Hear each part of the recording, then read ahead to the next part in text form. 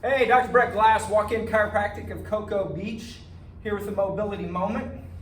Yep, see, I've already started.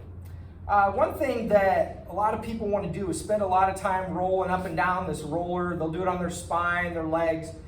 This doesn't do a lot. Yeah, it might feel a little good and nice and fluffy, but it doesn't really get to where the problem is. So what we want to do is just start with the calf, maybe right at that bone, that calcaneus, where that Achilles tendon meets. And you're just going to kind of go over that, scrub it side to side. And oh yeah, I can really feel that, more so than just doing this bit. So you're going to roll all the way out, all the way in, and scrub it back and forth.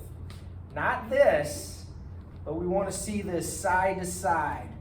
And I can move up and hit it again and find that nice little bit right there in between them. And oh yeah, grind into that. Work your way up the calf. Work down the calf, work up the calf a couple times. 2 to 5 minutes is really all you need. And find those spots that are really nice and chewy and gristly and dig into them. Again, you're gonna go cross friction side to side. If you wanna add a little weight into it, scrub it back and forth. Yeah, there we go. You're gonna just kind of squirm it around, nice and easy, back and forth with a little bit of pressure.